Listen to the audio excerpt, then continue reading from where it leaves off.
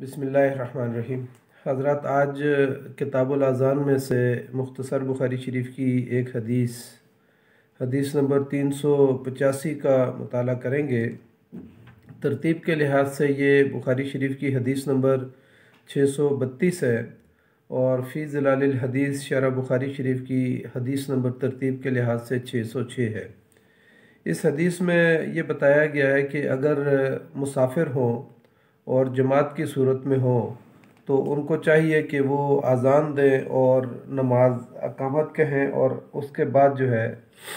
अज़ान दें और अकामत कहें और उसके बाद नमाज को अदा करें। इसकी बड़ी फजीलत है। अन इब्न उमर रज़ियल्लाहु अन्हुमा अन्ना रसूलल्लाह सल्लल्लाहु अलैहि वसल्लम काना यअमुरु मुअज़्ज़िनन युअज़्ज़िनु सुम्मा यक़ूलु अला इसरिही अला स्वल्लु फिर रिहाले फ़ी लैलतिल बारिदति अविल मतीरति फिस सफ़रे रवाहुल बुखारी। हज़रत इब्न उमर रज़ियल्लाहु ताला अन्हुमा से रवायत है और फरमाते हैं कि रसूलुल्लाह सल्लल्लाहु अलैहि वसल्लम ने एक सफ़र में मुअज़्ज़िन को, यानी जब सर्दी थी और बारिश की रात थी, तो मुअज़्ज़िन को हुक्म दिया कि वो अज़ान दे और फिर उसके बाद आखिर में ये आवाज़ दे कि अपने अपने ठिकानों पर नमाज पढ़ो। इस हदीस की तफसील में, यानी ये तो मुख्तसर एक हदीस का टुकड़ा है, लेकिन ये हदीस दूसरी जगह पर जहाँ पर आई है उसमें एक लफ्ज़ ज़जनान आता है कि ज़जनान के मुकाम पर नबी सल्लल्लाहु अलैहि वसल्लम ने मुअज़्ज़िन को हुक्म दिया कि वो अज़ान दें और फिर उसके बाद जो है ना यानी उसके बाद ये अज़ान के बाद ये कहें कि सल्लू फिर रिहाले। तो यहाँ पर मुहद्दिसीन ने इस पर कलाम किया है। याकूत अल हमुदी ने लिखा है कि ये ज़जनान जो है ये मक्का मुकरमा से जो है ये कोई 25 मील के फासले पर जगह है और ये ज़जनान का तस्करा जो है ना मेराज वाली हदीस में भी आया है, जिसमें नबी सल्लल्लाहु अलैहि वसल्लम ने मेराज का वाक़या बयान किया तो कुफ़ार मक्का ने, यानी कुफ़ार ने उस पर दलील मांगी। तो नबी सल्लल्लाहु अलैहि वसल्लम ने फरमाया कि ज़जनान के मुकाम पे एक काफ़िला फ़लाँ काफ़िला था और मैंने उसके पानी में से पानी पिया। तो यानी ये दलील जो है ना बतौर ज़जनान जो है ये जगह का नाम है और ये बतौर दलील जो है ना नबी सल्लल्लाहु अलैहि वसल्लम ने मेराज वाली हदीस के अंदर भी इसका तस्करा किया। जमहूर उलमा का इसमें मौक़िफ़ ये है कि दौरान सफ़र अज़ान और इकामत कहना ये अम्र इस्तेहबाब है या वजूब है। तो यहाँ पर जो है ना मुहद्दिसीन जमहूर उलमा का मौक़िफ़ इसमें यह है कि अगर मुसाफिर हों तो उनको चाहिए कि किसी जगह पर अगर वो रुक के नमाज़ पढ़ना चाहें तो उनको चाहिए कि वो अज़ान दें और इकामत कहें। तो ये अम्र इस्तेहबाब है और साथ जो है ना हुसूल फ़जीलत के लिए है, क्योंकि दूसरी कई अहादीस के अंदर नबी सल्लल्लाहु अलैहि वसल्लम ने इस बात का हुक्म दिया है कि जब तुम अज़ान कहते हो और इकामत कहते हो तो उसके बाद जो है ना यानी तुम्हारे पीछे दूर तक जो है ना फरिश्ते आके खड़े हो जाते हैं और वो तुम्हारे साथ नमाज में शामिल हो जाते हैं। तो इसलिए नबी सल्लल्लाहु अलैहि वसल्लम ने जो है ना इसका हुक्म दिया कि उस वादी में और सहरा में जो है ना हुक्म दिया जाए। इब्ने उमर रज़ियल्लाहु ताला अन्हु का मौक़िफ़ ये था और वो जो है ना बाकी सफ़र के दौरान जो है ना अज़ान तो नहीं देते थे, लेकिन फ़जर के लिए जब वो रुकते किसी जगह पर तो फ़जर से पहले जो है ना वो अज़ान लाज़मन देते थे। इमाम बुखारी रहमतुल्लाह ने इस उन्वान में मुकाम अराफ़ात और मुज़दलिफ़ा का भी तस्करा किया है उन्वान के अंदर। वो इस वजह से कि नबी सल्लल्लाहु अलैहि वसल्लम अराफ़ात के मैदान में ज़ोहर और असर की नमाज को जो है वो जमा करते थे और वहीं पे अज़ान होती थी और फिर दो अलग अलग अकामत होती थी और फिर दरमियान में नबी सल्लल्लाहु अलैहि वसल्लम कोई और नमाज अदा नहीं करते थे। फिर इसी तरीके से मुज़दलिफ़ा में जब नबी सल्लल्लाहु अलैहि वसल्लम पहुँच जाते तो वहाँ पर भी अज़ान होती और दो अकामत होती और फिर उसके बाद जो है नबी सल्लल्लाहु अलैहि वसल्लम मगरिब और इशा को जो है जमा करवा देते थे और उसके दरमियान में भी कोई, यानी दरमियान में कोई नमाज अदा नहीं करते थे। तो इमाम बुखारी रहमतुल्लाह अलैह ने यहाँ पर उन्वान के अंदर इन जगहों का भी तस्करा किया है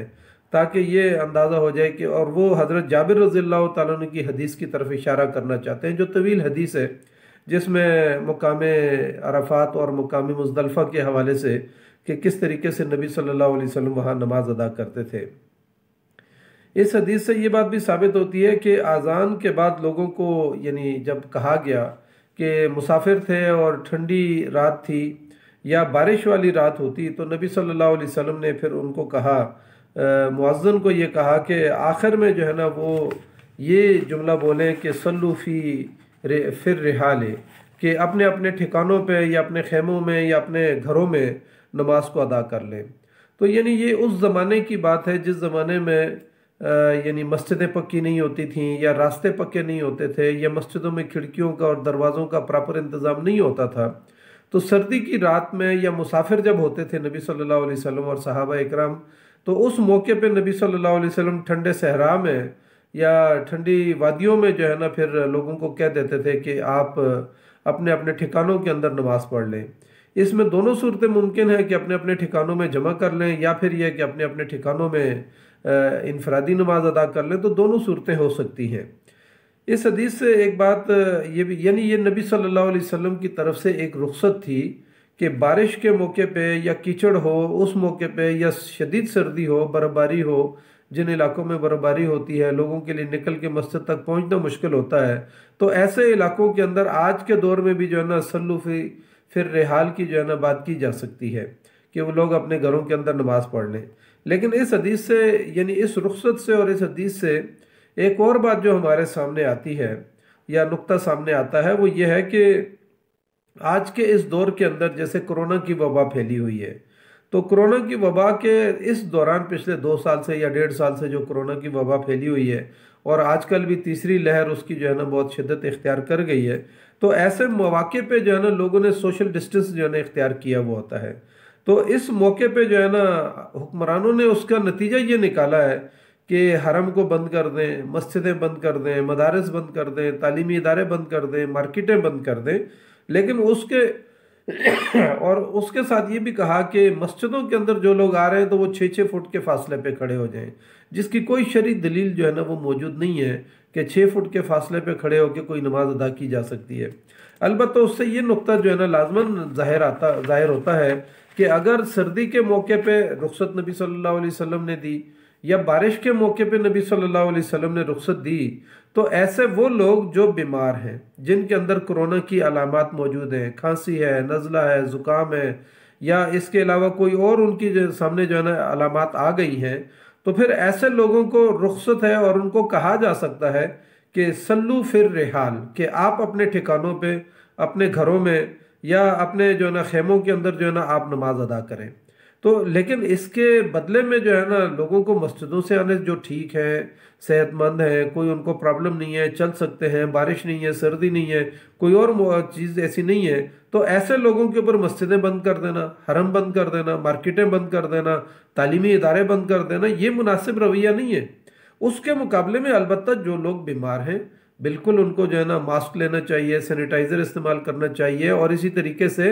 यानी अपने घर में आइसोलेशन इख्तियार करनी चाहिए। अपने घर में अपने बच्चों को भी बचाएं, महफूज रखें और महल्ले के लोगों को भी महफूज रखें। तो ऐसे वो लोग जो बीमार हों, जिनके अंदर कोरोना की अलामात हों, उनको लाजमन जो है ना गवर्नमेंट और वहाँ की मुकामी इंतज़ामिया इस बात की पाबंद करे कि या मस्जिद पे, जैसे आजकल जो है ना बड़े बड़े माल के अंदर जब लोग दाखिल होते हैं तो वो उनका टेम्परेचर चेक करते हैं, तो बिल्कुल इसी तरीके से अगर किसी ने मस्जिद में जाना है तो आप उसका टेम्परेचर चेक करें, उसके लिए जो बाकी अलामात हैं उनको देखें और वहाँ पे जो तदाबीर इख्तियार करनी है तो वो करें। लेकिन मस्जिदों को बंद करना, तालीमी इदारों को बंद करना या फिर इसी तरीके से मार्केटों को और कारोबार को बंद करना, ये बिल्कुल मुनासिब नहीं है। इसलिए हुक्मरानों को इन अहादीस से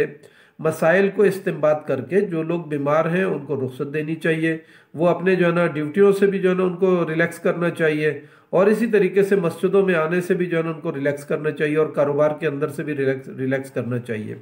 तो यानी उसके लिए मुनासिब तदाबीर इख्तियार करनी चाहिए कि ऐसे मौके पे जैसे नबी सल्लल्लाहु अलैहि वसल्लम ने फरमाया था कि कहीं ताउन हो तो उन इलाकों में जाने से जो है ना परहेज़ किया जाए, या वहाँ पे जो लोग रह रहे हैं उनको जो है ना बाकी इलाकों में आने से जो है ना मना किया गया था।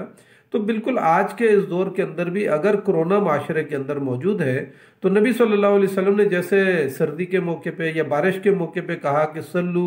फिर रिहाल, तो अपने अपने जो है ना ठिकानों पे नमाज पढ़ें। तो बिल्कुल इस तरीके से लोगों को कहा जा सकता है कि आप अपने अपने घरों में नमाज पढ़ें, लेकिन वो लोग जो बीमार हों, जो यानी कोरोना के जिनकी जिनके अंदर कोरोना की अलामात मौजूद हों, तो वो मार्केटों में ना आए, तालीमी इदारों में ना आए, वो बाज़ारों में ना आए, वो जो है ना अपने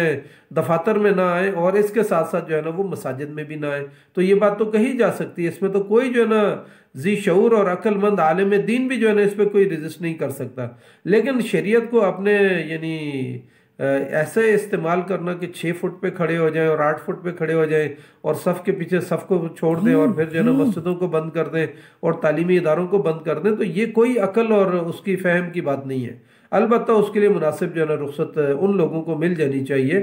कि जो बीमार हैं तो वो अपने घरों के अंदर रुकें, और जब तक वो जो है ना कोरोना की अलामात उनके अंदर से ख़त्म ना हो जाए और टेस्ट उनका ख़त्म ना हो जाए, यानी उनका टेस्ट नेगेटिव ना हो जाए, तो उस वक्त तक जो है ना उनको वहीं पे रहना चाहिए, अपने घरों के अंदर रहना चाहिए। तो नबी सल्लल्लाहु अलैहि वसल्लम की सीरत और अहादीस हमें हमें ऐसे मौके पे जो है ना मुख्तलिफ मसाइल जो अहादीस से निकलते हैं हमें उनको समझना चाहिए, उसका फ़हम हासिल करना चाहिए, और उसके बाद जो है ना अपने इस माशरे के अंदर जो है ना उसको लागू करना चाहिए। तो अल्लाह ताला से दुआ करते हैं कि अल्लाह ताला हमें दीन का सही फ़हम जो है ना वो अता फ़रमाए। जज़ाकल्लाहु खैर। अस्सलामु अलैकुम वरहमतुल्लाहि वबरकातुहू।